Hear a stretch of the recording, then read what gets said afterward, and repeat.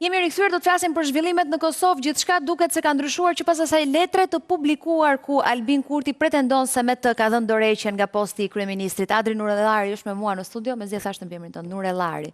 Se di pse s'm ka ndodhur ndonjëherë. Tu jemi. Më mirë në Skype. Do ta jam më mirë kur të kam Skype, po. Kam në një lidhje direkte Leonita Bajrami. Leonita, të përshëndes. E para, çfarë ndodh sot dhe mbi të gjitha, a ka ndonjë lloj kaosi politik apo situata është qartësuar tani më? Realisht ngërçi i krijuar institucional është duke vazhduar pasi që seanca ose vazhdimi i seancës konstituive që ishte paraparë në orën 12 të nesër ditën e sotme, vetëm ka nisur me kryesuesin e seancës Avni Deharin, i cili ka thënë që i ka thirrur realisht në takim përfaqësuesit e partive politike, takim konsultativ për të marrë vesh se si do të vazhdohet tutje. Megjithatë, edhe në këtë takim ka pasur mungesë të konsensusit, kështu që me të kthyer në sallën e seancave plenare, Avni Dehari, kryesuesi i seancës konstituive, ka ndërprer atë për të vazhduar të shtunën në orën 12, ashtu siç parashihet me rregulloren e kuvendit, çdo 48 orë që nga ndërprerja e seancës konstituive. Në këtë rast është lëvizja vetëvendosje, partia e parë që thotë se opozita është duke bllokuar konstituimin e kuvendit, e në anën tjetër opozita, kur them opozita u referohem Lidhjes Demokratike të Kosovës, Aleancës për Ardhmërinë e Kosovës dhe Partisë Demokratike të Kosovës, ata e akuzojnë Kurtin dhe lëvizjen vetëvendosje që në mungesë të votave, po mundohet që të prolongojë sa më shumë procesin e konstituimit. Në këtë rast të njëjtët kanë pasur edhe kritika ndaj Deharit, duke thënë që nuk është në mandatin e tij që të thras në konsultim përfaqësuesit e partive politike, po ashtu kanë kërkuar që të hedhet në votim raporti i Komisionit për verifikim të mandateve, pra raporti i Komisionit të së martës, në mënyrë që të procedohet tutje, dhe kjo është pikërisht arsyeja pse thonë që Albin Kurti me lëvizjen vetëvendosje është duke bllokuar konstituimin e kuvendit. Pra për ta përmbledhur shkurt, ka akuza në të dy anët për bllokim të konstituimit të kuvendit, ajo që ka dihet qartë është se po vazhdon në ngërçi i krijuar institucional, pasi që as nuk hidhet në votim raporti, as nuk vazhdohet tutje me konsultime, kështu që do të kemi një seancë të shtunën në orën 12. E çfarë se do të shkojë të shtunën pastaj, pas 48 orësh. Faleminderit shumë, Leonita. Adri, çfarë është duke bërë Kurti dhe sa mund të ecet me këtë 48 orë? Po së pari njerë Kurti i ka hapur gropën vetes, ka bërë një ligj në 2022-shin, që i quhet ligji për qeverinë, e ka bërë me një arrogancë jashtëzakonshme duke shpërfillur edhe për çmuar amendamentet edhe propozimet e opozitës, ai ka kaluar vetë me shumicën e tij. Dhe është një ligj i cili në mënyrë eksplicite, edhe po ja them njëri, thotë që duhet që në rast se antarët e qeverisë në detyrë zgjidhet deputeti i Kuvendit të Republikës Kosovës, i njëjti do të jap dorëheqje nga posti i antarët të qeverisë para ditës së certifikimit të rezultateve të zgjedhjeve. Ky është në 26 ligji që ka bërë vetë, që kërkon që ata do kishin dhënë dorëheqje, sepse ekziston në kushtetutë që është në 70 post që një zyrtar nuk mund të mbajë poste dhe do të zgjedhë midis deputetit edhe. Pse dëmton ky ligj tani? Çfarë ndodh? Ky nuk ka dhënë dorëheqjen. Në 28... Kjo letra ti thua se është dorëheqje? Ja ta shpjegojmë të letrën. Në 28 mars, shpjegoj një kontekst një. Në 28 mars, KQZ-ja, përpara se të bënte certifikimin final të rezultateve zgjedhore, ka dërguar të tëra partive një kujtesë, duke thënë që ne po certifikojmë dhe në bazë të ligjit filan, pra këtij ligji që përmenda unë, do duhet që zyrtarët e zgjedhur në kryetarët kuvendit, zyrtarët e zgjedhur nga kuvendi, nga zgjedhjet parlamentare, të vendosin a do mbajnë postin e tyre ekzekutiv apo do mbajnë postin e deputetit. Në rastin tonë, kandidati ynë për kryeministër, Bedri Hamza, hoqi dorë nga posti i deputetit që mos të binte në ndeshjes dhe mbajti kryetarin e komunës së Mitrovicës. Arsye pse e bëri është sepse në qoftë se ai do hiqte dorë nga kryetari i komunës së Mitrovicës, do duhej që brenda vitit të bëheshin 2 palëzgjedhje. Pra do duhej që të bëheshin zgjedhje për ta zvendosur atë, mandati mbaronte 8 orë, do bëheshin prapë zgjedhje. Pra 6 muaj do bëheshin 2 palëzgjedhje. Dhe ajo dorëheqjen në përputhje dhe në zbatim të ligjit dhe kujtesës së KQZ-s. Kurti nuk e ka bërë të gjë, nuk ka bërë as Kurti, as ministrat e tjerë që janë zgjedhur deputet. Se thonë të gjithë që një situatë e tillë s'kishte ndodhur kurrë, pra janë të gjithë të papërgatitur për. Sepse është ligji 2022-shit. Më përpara nuk ka pasur një ligj në mënyrë eksplicite tregon që kjo ndodh gjë automatikisht. Më para ka pasur tolerancë disa muaj derisa të zgjidhej. Dhe të vjen lëvizje. Kurse këtu ka një ligj në mënyrë eksplicite e paraqet të gjë. Tani, kjo letra që ka dërguar ai, Se s'ka vlerë kjo letra. e para një nuk është bërë publike njërë. Do me ky pardje ka dalë ka thënë që unë ka bërë të se ky thot që ka bërë në datë 27 mars 2025. Ja ta mbaroj. Po pikërisht e para një do bërë publike që atëre, se do të bën publike. Do të bërë publike se në fundit aktet shtetërore janë akte publike, nuk janë gjëra që mban fshehur. Kryeministri, po. E para, e dyta, nuk ka çuar në institucionet përkatëse. Domethënë, në rastin tonë, për shembull të Bedri Hamza, që ishte kandidat ynë për kryeministër, ka dërguar letër në KQZ edhe ka thënë që mes dy posteve unë heq dorë nga kryetari i kuvendit. Ky ka dërguar heq dorë nga deputeti i kuvendit të Kosovës. Ky ka dërguar shokut të vet.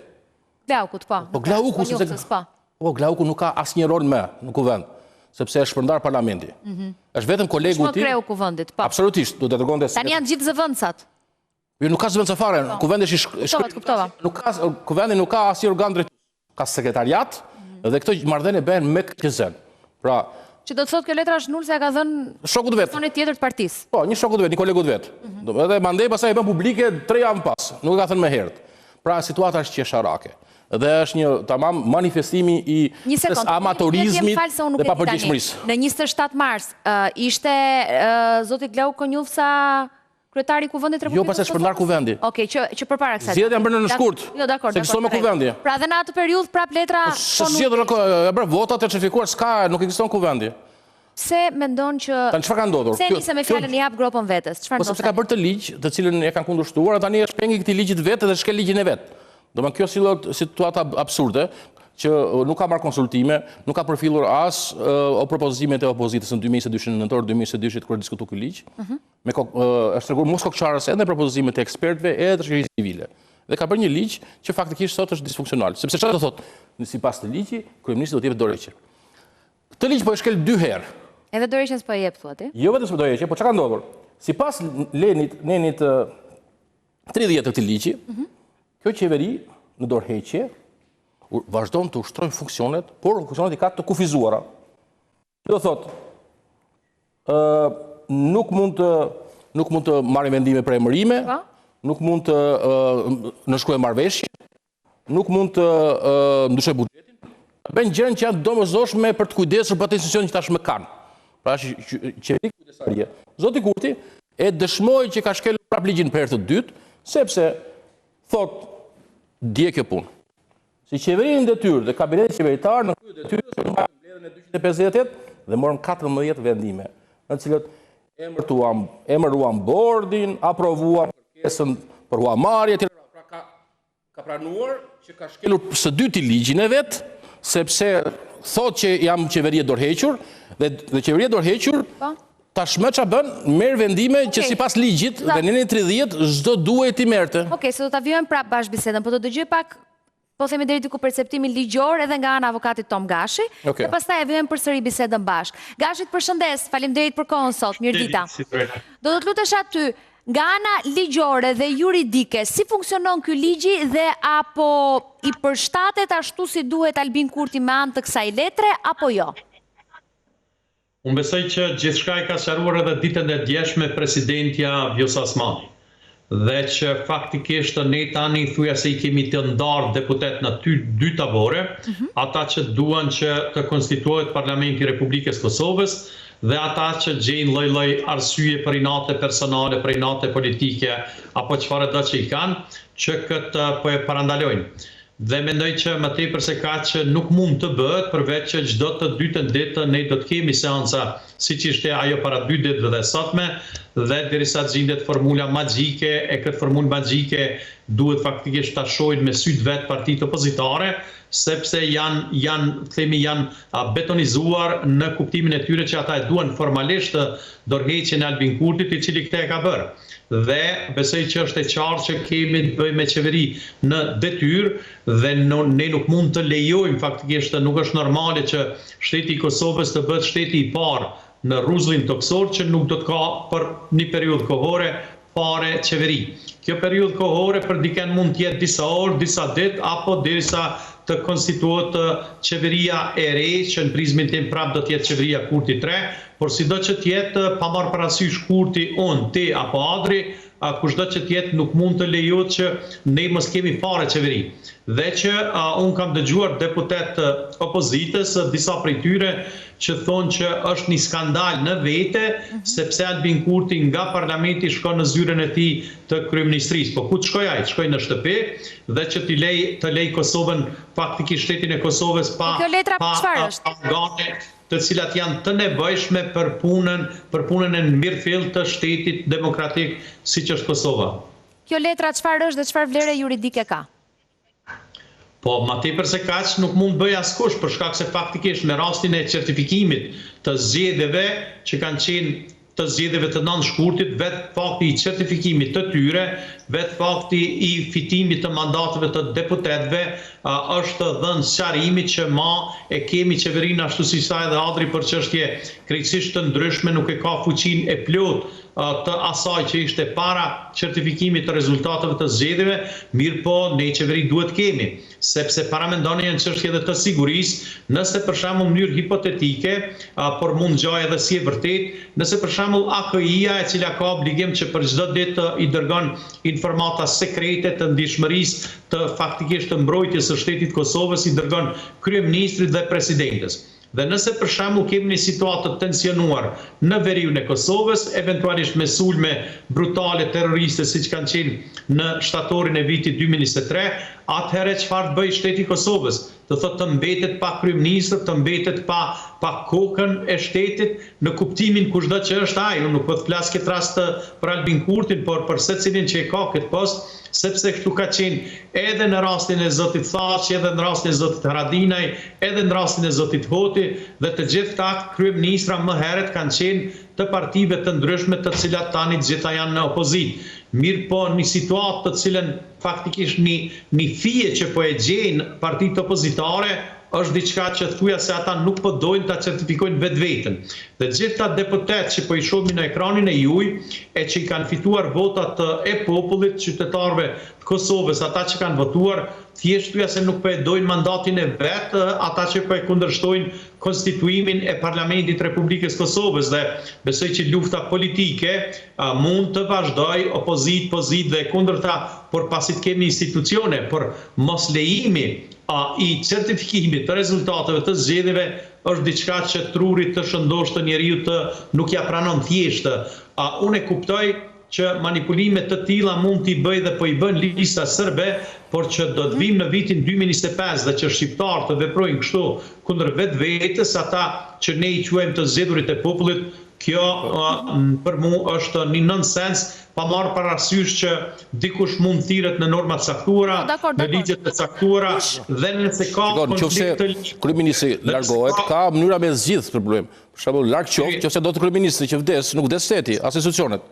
Larg qoftë, nëse do të kjo gjë, ka zëvendësipar, ka institucione që e zëvendësojnë. Pra nëse kryeministri do rreqen sepse i takon. Po shkon nga halli kryeministri do të. Në fund nëse ai është aq sigurt që do zgjidhet pra kryeministri, s'ka pse të jetë fare në kuvend. Mund të heqë dorë nga mandati kryetarit të kuvendit, nga mandati i deputetit të kuvendit, dhe heq dorë për aty dhe pret sa ta zgjidhë kuvendi prapë si kryeministër. Pra në fakt kujt ja lej postin Adri? Sa ta shpjegova, nëse për ai është i sigurt do bëhet pa kryeministër, ai ashtu kështu po bë kryeministër do heqë dorë nga deputet Leku, kështu që ta heqë dorë tani. Edhe zgjidh të punë, heq dorë nga mandati i deputetit, edhe ri kryeministër në detyrë. Se vetë ka bërë ligjin në fundit. Ligji është absurd. Unë dakord jam me ty. Ligji është absurd dhe kjo është absurditet. Po do ta zbatoj ligjin sepse nuk mund ta zgjedhë ai kur i teket me zbatuar ligjin që ka bërë vet. Po çështja kryesore është çështje politike. Zoti Kurti kishte 52 vota pro për ta miratuar atë raport për mandatet. Dakord? 52 pro, i duhen 61. Pra edhe nëse nuk është çështja e mandateve, Zoti Kurti do të zgjedhë kryetarin e kuvendit. Sepse mënyra si funksionon procedura është që pasi bëhet miratimi i raportit, ku partitë opozitare shqiptare kanë rezerva, por më sa duket edhe partitë opozitare, partitë pakic, jo serbe, kanë rezerva, do duhet që të zgjidhet më njëherë pas betimit, do të zgjidhet kryetari dhe struktura drejtuese e kuvendit. Pra duket që Zoti Kurti nuk i ka votat për atë. Pra kjo është një dëshmi që ai s'ka shumicën. Pra edhe nëse nuk, edhe kjo është ky teknikalitet, që është një lloj gracke që ka ndërtuar vetë ky ligj, që për mua është një ligj absurd, por bisedë tjetër e gjatë, në proces ka kaluar është legjitim dhe opozita aso kohë nuk ka çuar gjykat kushtetuese, ky ligj është në veprim, është i fuqishëm. Por çështja kryesore është që prapë ja u betuan ata.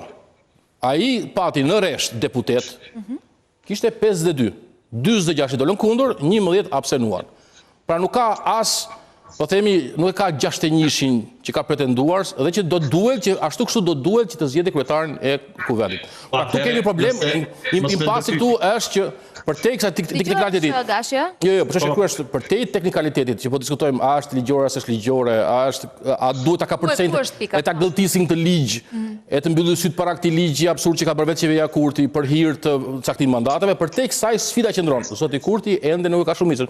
Nëse ka shumicën, në atë parlament mund të votohet që ai raport të kaloj. Pra po që se ka 61 deputet në resht, ai raport përtej rezervave ose refuzimit të opozitës kalon. Ai se ka ato ka vetëm 52 që kanë votuar pro edhe ka 46 kundër, 11 abstenime.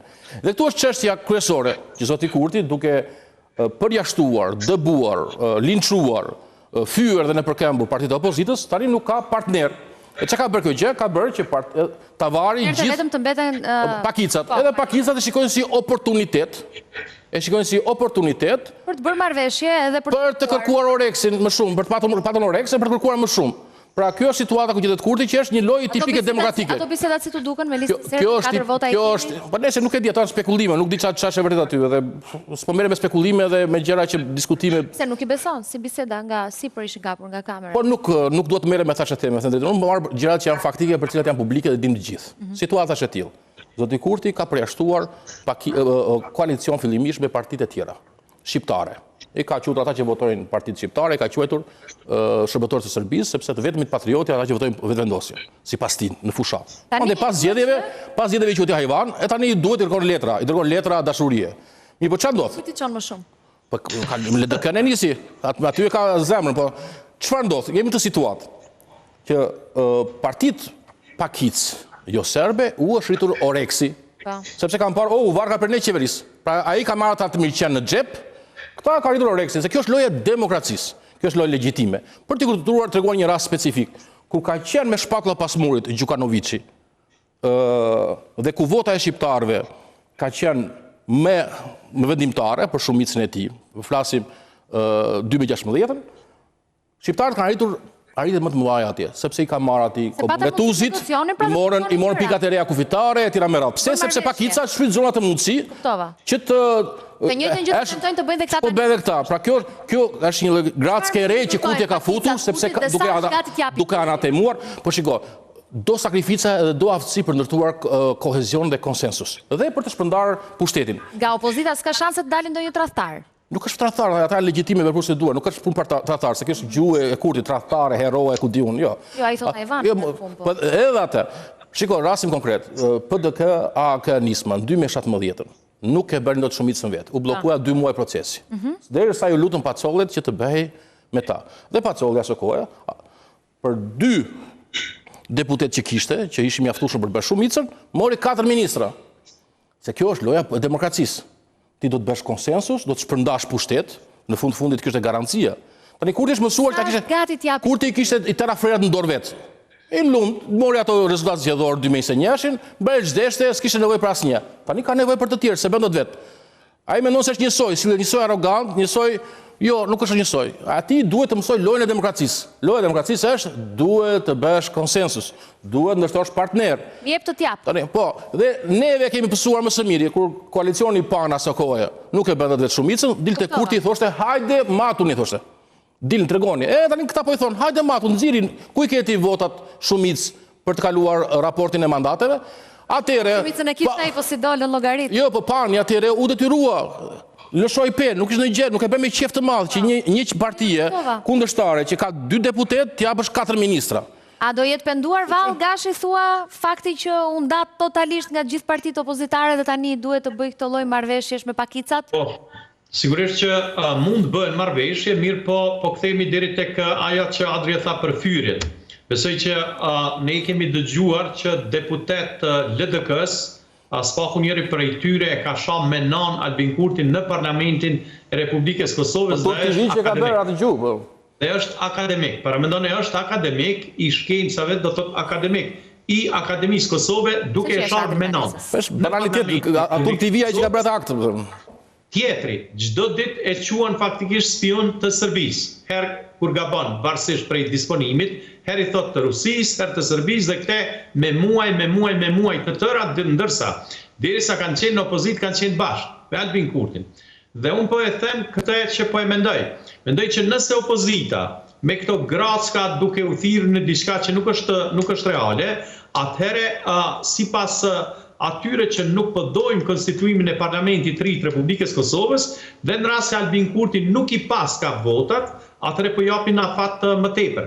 Sepse në lojën e demokracisë që ardhi ka të drejtë, atëherë duhet faktikisht mandatet të certifikohen dhe pastaj vjen në radhë votimi i qeverisë. Dhe nëse qeveria e Albin Kurtit, e treta, qeveria Kurti 3, nuk ka lënë, atëherë dihen obligimet ligjore që i ka presidentja dhe do t'japë mundësinë dikujt tjetër që në këtë rast mund t'jetë PDK-ja, sepse ka vota më tepër se LDK-ja dhe AK-ja dhe të tjerat, dhe që kjo loja e demokracisë duhet vazhdoj. Por jo si kur fëmijë të idhnohen në shkollën fillore, të idhrohen dhe thojnë ne nuk duam të luajmë. Dhe atëherë kjo situatë faktikisht mund të sillet për një periudhë kohore relativisht të gjatë. Askush nuk luan, dëgjoj, Gashi, meqense do të përdorim këtë termin e fëmijëve edhe që nuk luaj, askush nuk do të luajë nëse ndonjëri nga lojtarët thot topi është i imi. Po jo, topi është i tij. Ja, kush po e thot? Kurti po ja thot gjithkohon. Po topi është i tij për shkak se ka fituar vetë me lëvizjen vetëvendosje 42.3%. Ama loja se luan dot vetë. Jo, po tash lojen për me ditë si Dorela apo e luan vetë apo jo. Më mirë për federale, se sa me gaz lotësielës, se sa me pepper spray, se sa me gozhda makinave, se sa me zolja, se sa me molotov, se sa me gur, sa me vezë. Më mirë institucionale, me ligjet që ka miratuar vetë Kurti. Kurti kur ishe opozit, përdorë të tërë të instrumentat, gaz lotësielës, molotov, sulme fizike, pepper spray në fytyr, gozhda që makinat dilnin prej rrugës, kurse opozita tani përdor ligjit e tij edhe thot, në fundit Kurti, nëse ka shumicën që pretendon se e ka, mund ta kaloj raportin e mandateve sot, nesër, pas nesër. Ai se ka këtë shumicë. Kjo po i ndodh. Mbase e bën. Dakor, le të paktën mori një leksion demokracie. Leksion se si duhet ndërtuar konsensus, leksion se si nuk mund sillesh që i ke frerë në një dorë edhe për të shborën edhe shpërfill të gjithë, edhe kupton se në demokraci do duhet që të shpërndash pushtet, të ndërtosh një frymë bashkëpunimi, të mos i anatemosh kundërshtarët sepse mos të vjedhësh shumë vrerë se çfarë përshtyp pastaj detyrohesh ta kapërdis me sforco, dhe detyrohet që të kuptoj që loja nuk bëhet pse je më i fuqishëm dhe demokracia nuk është që unë jam më i fortë, kam shumë vota të shkel me kam. Po të bashkëpunon shumë kjo vonesa. Kush përfiton më shumë nga koha e humbur? Shiko, ai është në qeverinë detyrë, prandaj po them që nuk funksionon kjo puna e hesapit të përfitimit politik. Sepse në fundit ai akoma ka institucionet. Çfarë do institucionet të zgjidhen më pas? Nuk ka për të pasur kontrollin e qeverisë si ka tani. Sepse do detyrohet të bëj koalicion. Po gjatë kësaj periudhe ai ka kohë që të bëjë negociata.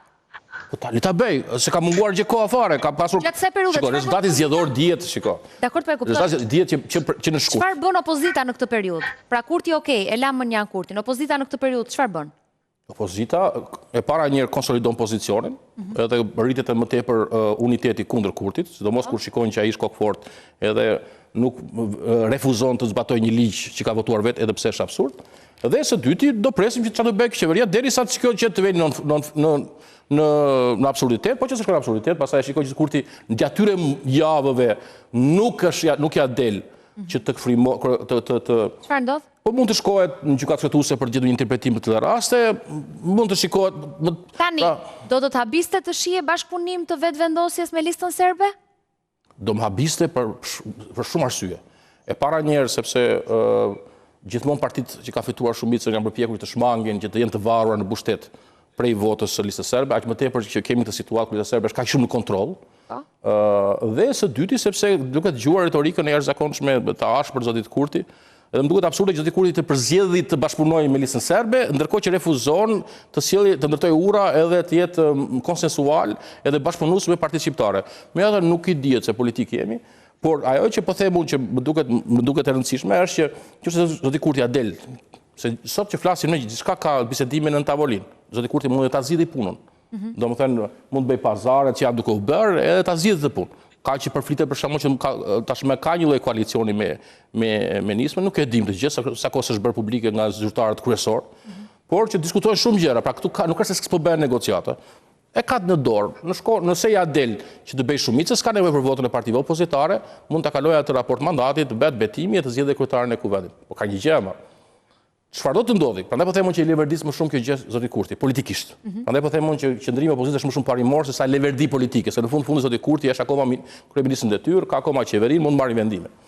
Edhe pse të kufizuara. Pra nuk është çfarëdo qeveri të bëhet më pas, edhe po që se e bën zoti Kurti më pas qeverinë, do duhet të shpërndaj pushtet. Po çfarë ndodh aty? Ndodh që zoti Kurti do duhet të bëjë një ujdi për kryetarin e kuvendit, sepse në fundit praktika është që edhe posti i kryetarit të kuvendit është pjesë e ujdive të bërjes së koalicioneve. Për shembull kur PDK-ja 2014 bëri koalicion me LDK, u detyruar, domethënë që ta fusi këtë çështje, të fusi çështje për koalicion. Dhe postet e tilla do jenë në ujdira. Nuk e dim se çfarë duke negociuar. Mundet që kjo çështje, mund që zoti Kurti të bëjë atë që bëri PDK-ja, AK-ja dhe Nisma 2017, që e parë nga rrethanat nuk e zvariti. Vetë PDK-ja dhe LDK-ja nuk kanë informacion të brendshëm se çfarë po bën Nisma, se tani. Jo, shikoj, ajo që po them është mund ta bëjë Nisma dhe është legjitime sepse është parti më vete, në fundit është ndjerë kërcënuar se në kaluar nuk ka kalu pragun, kështu që ajo është autonome dhe është treguar shumë fair sepse në fundit ka mbajtur pozicionet e opozitës. Është zgjedhja e problemi është që zoti Kurti duhet të zgjidhë lojën e demokracisë të bëjë konsensus. Nuk ka shikoj, zoti Kurti ka marrë vota si pak parti të tjera kosovare në historinë e Kosovës. Domethënë ka të drejtën e tij që të krijojë qeveri, por kjo drejtë nuk jep atij që t'i rreshtojë e t'i vëri në rresht pa vullnetin e tyre partitë e tjera. Këtë se ka kuptuar Kurti. Edhe kur ishte me një deputet më shumë se sa LDK-ja, e trajtoi partinë partner, me një deputet më shumë kishte. Pas zgjedhjeve 2019, e trajtoi si leck. Në kryetarin e partisë partnere e shkarkoi pa u konsultuar me partinë. Pra kjo është arsye pse partitë e tjera s'duan të punojnë me të. Pa çka se i josh pushteti, se normalisht i josh. Se do dalë në pikën. Sepse ç'a ndodh? Ja të kuptoj diçka tjetër. Kemi zgjedhje në vjesht. Po pra po, ku do dalë tani? Kemi çështjen e presidentit. E zëm që e bëri këtë lloj bashkëpunimi, se për këtë do pyesja Gashi. Nuk janë duke mbajtur rresht me shku me vrap tek ai, sepse kemi sfida tjera. Pra, e zëm që ja doli të bëjnë numrin për të krijuar qeverinë. A mund të hasi vështirësi pastaj në zgjedhjen e presidentit Gashi? Sigurisht që mundet, por kjo është në radhë për vitin e ardhshëm dhe mund të ketë kalkulime tani për zgjedhjen e presidentes apo presidentit për vitin e ardhshëm. Ndërsa spaku disa që i përmend i ardhit dhe duhet t'i them. Albin Kurti ka bërë shumë mirë që ka shkarkuar në kryetarin e LDK, zotin Agim Veliu, sepse në televizionin Klan Kosova ka kërkuar gjendje të jashtëzakonshme në atë kohë për shkak të Covidit. Dhe këtë e ka bërë në sinkronizim me zotin Hashim Thaçi. Po sikur se bëri gjithë Evropa. Se ka pas keq faktikisht, me thënë drejtë. Evropa ishte gjendje e zakonshme. Se e zakonshme nuk ishte. Po përfundoje. Nëse unë po gaboj, lemni të gaboj më tepër. Sepse është çështje kredibilitetit tim, kështu që te humbim gjithë kredibilitetin. Do thotë kjo ishte një situatë që nuk mund të toleroj që dikush në qeverinë Kurti, që ishte me LDK-n, të kërkoj gjendje të jashtëzakonshme dhe që pushtetin ta merr Hashim Thaçi, edhe pse zgjedhjet ishin fituara nga lëvizja vetëvendosje. Po të foli për vitin 2019 Unë kam përshtypjen Kurti është mërzitur më shumë për vendin ku e ka thënë, sa për atë që ka thënë. Po ç'është tjetër kjo? Jo, atëherë nuk është ditë Klan Kosova ku është i regjistruar, nëse po mendon për të Nuk ka problem, nuk dua të merrem me këtë pjesë. Atë që Adri po e thot, besoj që nuk di, unë e respektoj shumë Adrin dhe besoj që nuk i ka informatat e sakta sa i përket asaj që e përmeni RPG, granata hedhësin. Të gjithë aktivistët e lëvizjes vendosje ku shumicën prej tyre i kanë mbrojtur, janë liruar të papajshëm me vendim të plotfuqishëm të Gjykatës Supreme. Tani po bën reklam që je avokati zoti? Granata hedhësin e ka përdor dikush tjetër e jo aktivistë të lëvizjes vetëvendosje, sepse kështu kanë vendosur të gjitha instancat gjyqësore në Republikën e Kosovës. Ndërsa, besoj që për shkak të kësaj është vrarë Astrid Dehari në qendrën e paraburgimit në Prizren. Dhe besoj që do të ketë pak sa më tepër kujdes për kur flitet për gjëra të tilla, sepse ne e dim që kjo çështje nuk është zgjidhur në kuptimin se kush ka gjuajtur me granata hedhës. A është gjuajtur? Jo, unë besoj që ka qenë dikush krejtjet, po është gjuajtur. Por jo nga zënë, a ka pasur një deklarat, më thasha më pak. Me vendosje. Jo, po nuk thashë me vendosje. Unë thashë edhe gjë, tani unë thashë që më mirë kështu se sa edhe RPG apo Granata Health sepse është e njëjta. Do të ishte aludimi për Zolla, nuk vendosje. është RPG, po nis. Vite Zolla, RPG, Granata Health është të njëjtë, do të thotë e njëjti mjet luftarak. Por pra ishte një akt i bërë kundër kuvendit, edhe unë thash më mirë me pas institucione se me pas shumë nga kuvendit. Po kush e bëri ata? Se thash atë gjë kur thash. Thash më mirë që kemi Aludimi ishte i qartë për vendosje. Aludim s'pati, ai tha, më mirë flasim në bazë të më mirë me institucione se me dhunë. Çka ka bër, sesa të shkojmë tani dhe të vendosim gozhda e gjëra që ndodhin diku. Ata e dinin që lëvizja vetëvendosja po vjen pushtete. Për këtë arsye e orkestruan. Të gjithë ata që kanë orkestruar, ne nuk i dim emrat, por e dim që prokuroria speciale, prokuroria çështjes, e ka bërë vetë qeveria. Ka arrestuar disa të tjerë për këtë rast të gjuajtës me Granata Health të Parlamentit të Republikës Kosovës dhe ka në të shkruar që thotë, i arrestuam disa të tjerë, por na dolën që nuk janë të lëvizjes vetëvendosje dhe i liruan, para mendoni. Do thotë kjo ka qenë një luftë politike, sa që për shkak kësaj lufte politike, sepse ata e dinin që po vjen vetëvendosja si tsunami, e vran Astrid Deharin në burg, që është faktikisht i biri i Avni Deharit që po e kryeson këtë seancë që 2 herë, radhazi. Dhe pastaj Ministria e Drejtësisë e drejtuar nga Albulena u mbet provat. Dakor, kjo është bërë vërtet. Po kjo është temë që ne flasim, na fto për të temë flasim me tjetër. Prapë je gabim. Ka numër provat. Po e di që gabimit po i bën qëllimisht, po e kiti atë krye parlamentarin tënd. Patri Beseli. Çka se kjo është temë kreti i gjëse, më fol për të vrarë, e për të vdekur, edhe për të kërcënuar, e për të rrezikuar. Qeverisur me listën serbe. Më fal. Permanent me listën serbe. Dërsa ju e dini që qeveria Haradina. Kjo nuk është temë që për cilën kemi ardhur. Ky është avokat, është marrë me ato tema, edhe ky çdo thotë që të gjë se paguajnë për të punë. Ti paguhesh për të mbrojtur të kaosën, ose do të bëhet me ty se si opinionist rast. Klienta nuk paguan për vetëvendosjes, po jo, po ti je paguar për të bërë të rastit, ti zot inkriminosh ti nuk do inkriminosh klientin tënd publikisht. Edhe po ti ishte e vërtetë, ti prap do bëje maksimumin për të thënë interesin e klientit tënd. Kjo është debat që mund ta bëjmë këtu. Nuk mund të bëjmë gjyqje publike në për tema penale. I live Tiranë, se Tirana është e jona. Jo, por nuk është kjo tema, para një e dyta, unë respektoj pozicionin tënd si avokat i rastit, edhe nuk pres që prej teje të dalësh në të kundër interesat të klientit, se del kundër dhomës së odës së avokatisë dhe profesionit. Çfarë ndodh të shtunën? Po të shtunën duhet t'rregoj. Do të njësoj si sot. Po nëse ai ka bërë votat, ato i ka sheshruar mos marrëveshjet me partit, i ka pranuar ca për kërkesave të tyre, ose ku di unë çka ka bërë tjetër gjë, mund ta kaloj raportin. Nëse jo, do ngelet kjo situatë kështu. Gashi, ti si e parashikon? Po, prapërsisht është njëjtë si Adri, sepse ne tani jemi në një situatë të ngërshit të kushtetutshmërisë, edhe pse situata është e qartë, prapë e them për shkak të paqarësive që ka mund të jetë, është kërkuar letër sqaruese e presidentes Vjosa Osmanit, nëse këta deputet të opozitës nuk i besojnë as presidentes së shtetit, atëherë s'dikujt i besojnë. Do thotë duhet faktikisht të kjo zgjidhje të jetë, sepse ky ngërsh artificial që po e bën opozita së bashku me listën serbe, është për të mos u formuar institucionet. Dhe nëse këta bëjnë një koalicion mes vete, partitë opozitare, atëherë duhet ta lejojnë, se është mirë tyne, që fillimisht Albin Kurti me lëvizjen vetëvendosje të tentoj të formoj qeverin, Kurti 3. Nëse nuk e arrin në këto afate ligjore dhe kushtetuese, topi kalon tek partitë opozitare.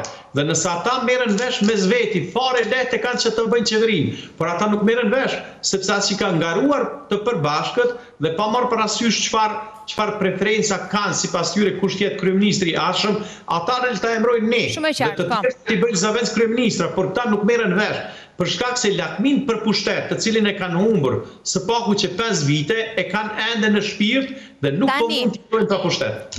Duke përfituar unë që ti je avokat trendi, Gashi, edhe s'do flasim vetëm për temën e Kurtit, në 19 prill nuk ju pyeta kot çfarë do ndodhi në parlament, se do të pyes edhe çfarë do ndodhi në Big Brother, që është finalja. Për shembull ti Gashi, kë mbështet nga finalistët e Big Brotherit, Rozanën, Eglin, Laertin apo Gjestin? Uj, kujdes se këdo emër të përmendësh, ti je mësuar që te lëndisesh, kështu që mund ta mbash. Sepse li Big Brother, ku lejohen skenat të tilla çfarë i kemi pa për çfarë do të janë. Vash. Ti që jeton në Zvicër nuk e parti dhe ti për ka interes dikush për Big Brother. Ti me ato gozhdat në makina nëpër parlament. Adri, ke ndonjë të preferuar? Ti për dikush po mendon për Big Brother, se çfarë po mendon, çfarë po se çfarë ndodh në parlament, do thuash. Tani, se çfarë do ndodhi me 19 në Kosovë nuk e dim, por që një nga këta të katërt e fiton në Shqipëri është e sigurt. Adri, kush e fiton? Për ty. Shiko, si unë si kosovar nga Berati, do doja ta fitonte një kosovar në Tiranë për treguar që nuk ka diferenca, nuk ka dallim. Çdo shqiptar i Kosovës do shtëpinë e vet, ashtu sikurse çdo shqiptar i Shqipërisë në Republikën e Kosovës do shtëpinë e vet. Pra gjestin. Kështu që po, edhe po duket në fundit ky show është kush bën më shumë bujë, kush shtreq më shumë vëmendje, kush bëhet më shumë faktor, ai është bërë një lloj pike graviteti, unë se kisha besuar në fakt. Dhe në fund tregon edhe një lloj sinjalin e Kosovës që në fundit, atje preferuan drilonin dhe jo gjestin. Kështu që mbase me Big Brother i Prishtinës e përfilli gjestin në farë mënyre, kështu që Big Brother i Republikës së Shqipërisë e respekton gjestin pavarësisht përkatësisë krajnore. 6 muaj ka ai që bën Big Brother, as 2 muaj s'ri do të kurrë ti pa qenë kryeminist. Jo, po edhe në farë mënyrë edhe kjo është shpërblim e sakrificën. Faleminderit shumë Adri. Gazi kënaqësi, faleminderit. Mirë, ne do ndajemi këtu, pas pak do të jeni me edicionin informativ në Top Channel. Miropafshim.